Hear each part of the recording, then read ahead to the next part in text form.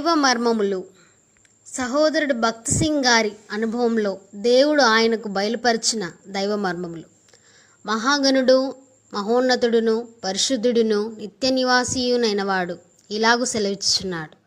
నేను మహోన్నతమైన పరిశుద్ధ స్థలంలో నివసించువాడను. అయినను వినయము గల వారి ప్రాణమును ఉజ్జీవింపజేయుటకును, నలిగిన వారి ప్రాణమును ఉజ్జీవింపజేయుటకును, వినయం గల వారి యొద్దను, దీనమనసు గల వారి యొద్దను నివసించుచున్నాను. యెషయా 57:15. 31వ శిఖరము. అన్ని తరగతుల మానవుల శ్రమలు, కష్టముల ద్వారా దేవుని కనుగొనవలని ప్రయత్నించి కనుగొనలేకపోయిరి. ఎందుకనగా జ్ఞానము, ఆచారములు, వ్రతముల ద్వారా ఎవరునూ దేవుని కనుగొనలేరు. అనేక మంది సన్యాసులు ఏకాంత స్థలముల యందు తమ యావత్ జీవితమును గడిపిరి. వారు దేవుని కనుగొనవలని కఠినమైన నేల మీద పరుండుచు సామాన్యమైన భోజనం చేయుచు వచ్చిరి గాని ఆ మార్గంలో దేవుని కనుగొనలేక నిరాశ చెందిరి. ఆ మార్గం ద్వారా ఎవరునూ దేవుని కనుగొనలేరు. ఎవరైతే దీనులై నలిగిన హృదయం కలిగి ఉందిరో అట్టివారే దేవుని చూడగలరు, ఆయనను అంగీకరించగలరు.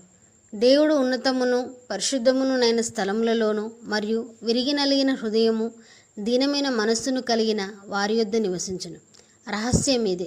దీనికి ఎక్కువ పాండిత్యం అవసరం లేదు, కానీ నిజమైన అంతరంగికమైన దీన మనసు కావలేను. గలతీ 2:20లో పౌలు తన్ను గూర్చి తానేమి చెప్పుచున్నాడో గమనించండి. నేను క్రీస్తుతో కూడా సిలువ వేయబడి ఉన్నాను, ఇకను జీవించువాడను నేను కాను. ఇదే నిజమైన దీనత్వము.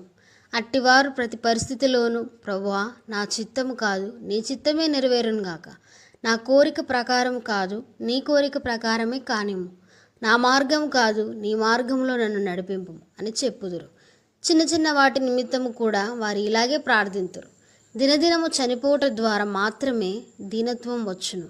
ఎవడును తన స్వంత చిత్తమునకు తానే చావలేడు. దాని కొరకు క్రీస్తు శక్తిని మనము అన్వయించుకొనవలెను. నేను క్రీస్తుతో కూడా సిలువ వేయబడి ఉన్నాను అని పౌలు చెప్పగలిగాను. ఏలయనగా అతడు దినదినము చనిపోవు రహస్యమును నేర్చుకొనెను. 1 కొరింథీ 15:31, 2 కొరింథీ 4:10-12. ఈ విధముగా దేశం యొక్క ఉన్నత స్థలముల మీద నేను ఎక్కించెదను అని దేవుడు వాగ్దానం చేసినట్లు మన రక్షణ యందు ఆనందించగలము. నిష్ఫలమైన అపజయముతో నిండిన జీవితము జీవించవద్దు.